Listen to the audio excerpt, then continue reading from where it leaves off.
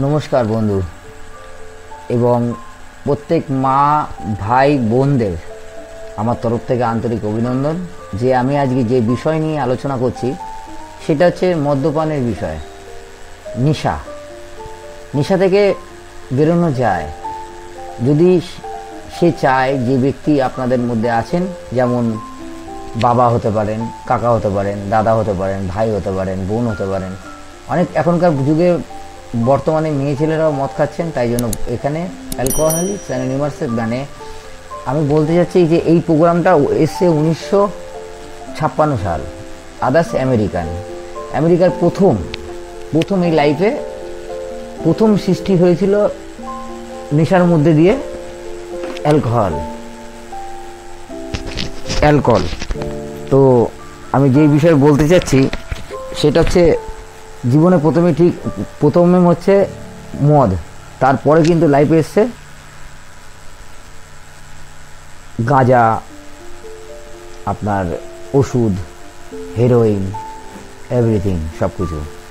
তো যাই হোক, আমি আপনাদেরকে একটা কথাই বলতে চাই, নেশার সম্বন্ধে, নেশা থেকে ছেড়ে থাকা যায়। তার জন্য আপনাদের দরকার সহযোগিতা, আপনাদের দরকার ভালোবাসা। নেশারীদের কখনো খারাপ ভাববেন না, তারা পাগল নয়, তারা অসুস্থ 3 দিক দিয়ে। আপনি মিলিয়ে দেখুন, অবশ্যই মিলবে। শারীরিক, মানসিক এবং আধ্যাত্মিক। এখনকার যুগে বর্তমানে যা দেখা গেছে, আমি রিসার্চ করে দেখলাম যে মানুষের এখন 3খানা নেশা যদি সে ছাড়তে চায় কিন্তু পারছে না। কেন পারছে না? কখনো তার সাথে সেরকম বন্ধু হিসেবে আপনারা কি মিশে দেখেছেন? দেখেননি। সে কি চায়? সে অনেক কিছু চায়, কিন্তু তার মধ্যে সে মদ বেশি চায়। কেন? নিজের মা, ভাই, বোন, ছেলে, ওয়াইফ, বউকে এত ভালোবাসতো, আজ সে মদের দুনিয়ায় চলে গেছে। কেন? কখনো আপনারা নিজেদের প্রশ্ন করেছেন? করেননি। এই প্রশ্নগুলো করার জন্য এবং অ্যালকোহলিকস অ্যানোনিমাসের এই প্রোগ্রামে আসার জন্য আমি আমার এই আওয়াজটা শোনার জন্য আমি প্রত্যেক মেম্বারকে, প্রত্যেক মানুষকে অসংখ্য ধন্যবাদ জানাই। আমার ঈশ্বরকে ধন্যবাদ জানাই, আমার পরিবারকে ধন্যবাদ জানাই, আমার মেম্বারদের, যাদের জন্য আজকের দিনটা আমাকে নেশা করতে হয়নি। আমি কিন্তু পিওর মাতাল ছিলাম। আজ থেকে প্রায় আমি লাইফে এসছি নেশা ছেড়ে, যখন আমি এসছি পুনরুদ্ধার। তখন আমার আমি যখন রিজার্ভ সেন্টারে ছেড়ে আমি এসেছিলাম, তখন কিন্তু আমি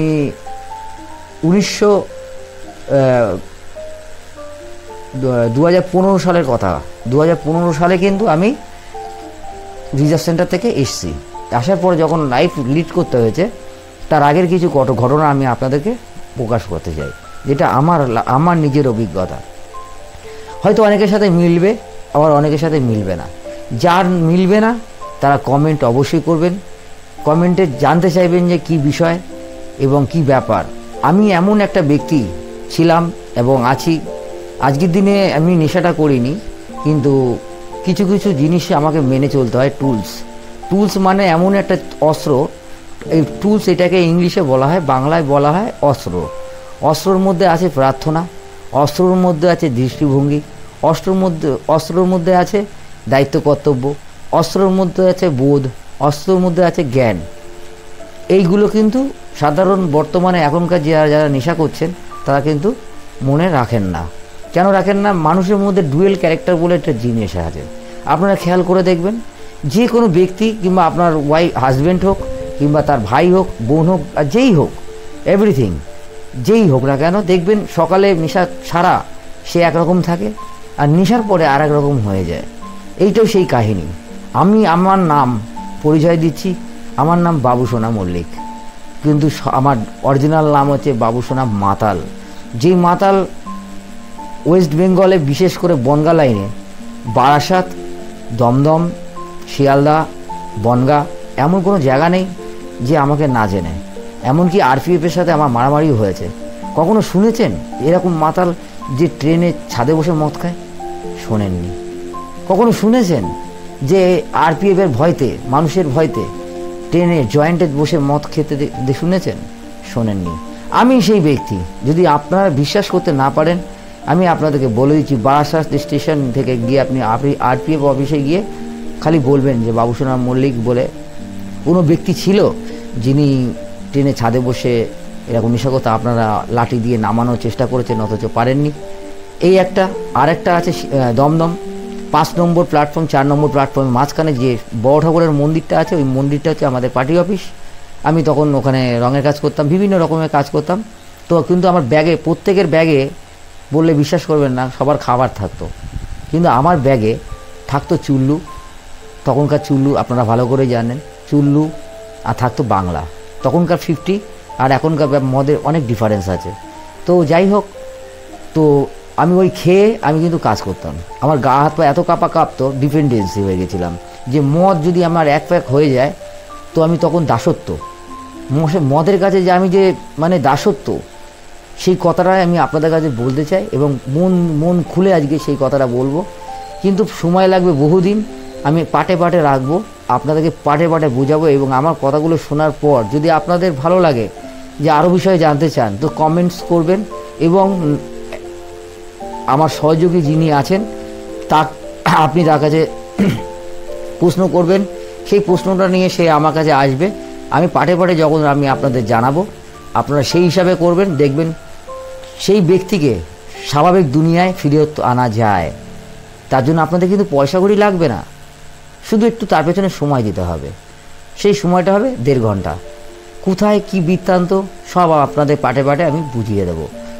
বিশ্বাস যদি না হয়, দেখুন আমি যে কথাগুলো আপনাদেরকে বলতে চলেছি সেই কথাগুলো মিলে যাবে। প্রথমত আপনাদেরকে যে কথাগুলো আমি বলছি সেটা হচ্ছে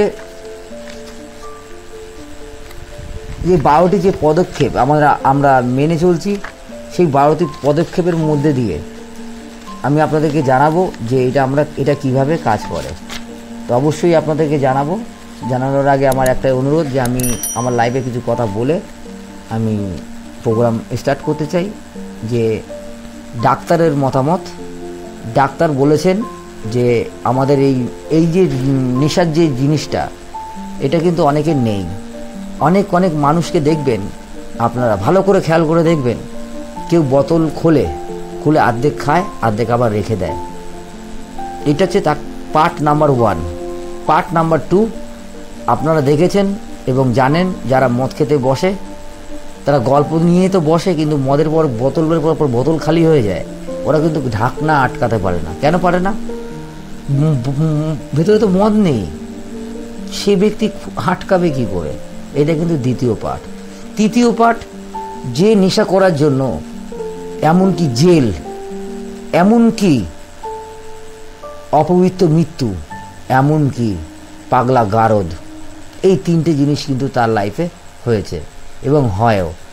অনেক সময় দেখবেন নেশা করার জন্য পয়সা পায় না, তখন সে চুরি করতে গিয়ে মার খেয়েছে, কিন্তু সে কিন্তু অসুস্থ, সে কিন্তু চোর নয়। মায়ের পেট থেকে পড়ে কেউ মদ খাওয়া শিখিনি।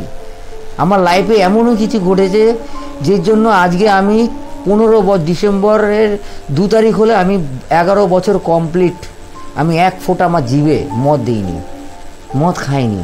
যে ব্যক্তি সারাদিন মদ না খেয়ে থাকতে পারতো না, ক্লাবসের গেট, আমার বাড়িতে গেট বানানোর জন্য যে আমি যে দোকানটায় দিয়েছিলাম 5,500 টাকা জমা, টাইম টু টাইমও দিতে পারিনি বলে আমার ভীষণ রাগ হয়েছিল।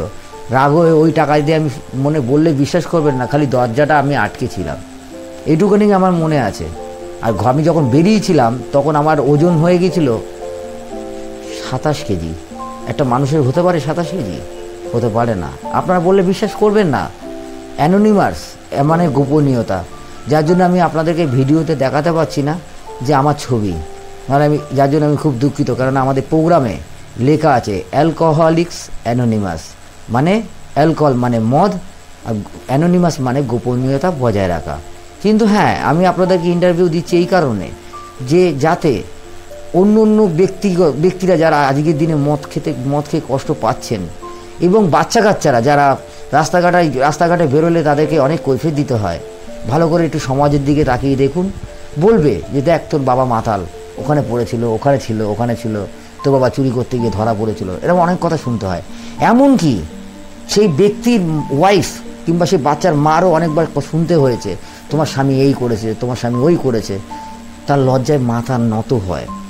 তাই জন্য মদ মানে যারা নেশারি তাদেরকে ইংলিশে বলা হয় অ্যাডিক্ট। তো অ্যাডিক্ট, তা আমি আপনাদের নেশারি বাংলা বলেই আমি শুরু করছি।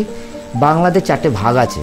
ফার্স্ট, আপনারা ভালো করে দেখতে পারবেন যে কোনো মেয়ে ছেলে কিংবা যে কোনো মা হোক, বৌদি হোক, কাকিমা হোক, পিসিমা হোক, সে যিনিই হোক, এই আমার ইন্টারভিউ যে যে শুনছেন কথাগুলোকে মনে রাখবেন। আপনারা দেখবেন ভালো করে খেয়াল করে, বাংলার বোতল যদি এনে আপনার কোথাও ফেলে দেওয়া হয়, আপনি দূর থেকে বলতে পারবেন ওইটা কিন্তু বাংলার বোতল। ইংলিশ বোতল পড়ে থাকলে কিন্তু আপনারা বলতে পারবেন ওইটা ইংলিশের বোতল। আবার আপনারা বলতে পারলে বলতে পারবেন যে ওইটা কিন্তু বিয়ারের বোতল। Part number 1। দ্বিতীয় নাম্বার, নন অ্যাডিক্ট, মানে যারা মেপে মেপে মেপে মেপে খায়। দেখবেন কেউ ঘরে বসে খায়, দেখি একটুখানি খেলো, একটু নেশা হলো, আবার সে ফ্রিজে রেখে দেয়। তৃতীয় ব্যক্তি হচ্ছে আমরা, যারা ডিপেন্ডেন্সি, যেন মদ ছাড়া সারাদিন সব কিছু ভালো, অথচ 7টা বাজার পর, 7টা পাক্কাতে ঘড়ি দেখবেন 7টার পর সেই সব মাতালরা কষ্ট পায়, হাত পাত কাঁপে, ভালো লাগে না, কিচ্ছু ভালো লাগে না। বাড়িতে যতই ভালো রান্না করুন না কেন তাদের কিচ্ছু ভালো লাগে না। কেন লাগে না? সে কোথায় যায়? সে যায় মদের দুনিয়ায়, কাল্পনিক দুনিয়ায়। যে কাল্পনিক দুনিয়ায় আমিও আছি, আজ পর্যন্তও আছি। কিন্তু বাস্তবায়িত আসতে গেলে কিছু কিছু পদক্ষেপ আমাদের নিতে হয়েছে, এমনকি আমাকেও নিতে হয়েছে। ওয়েস্ট বেঙ্গলে এমন কোনো জায়গা নেই যে এখানে এই প্রোগ্রামটা চলছে না। নিউ ইয়র্ক, দিল্লি, বম্বে এবং বনগাঁ, হাবড়া, দমদম, আপনি যে কোনো জায়গায় বলবেন সেই সব জায়গায়। তো আপনাদেরকে এই হচ্ছে কথা। তো আপনাদেরকে আমার মনের কথাটাই বলছি, কী করে আমি নেশারি হয়েছিলাম। তো আমার লাইফে প্রথম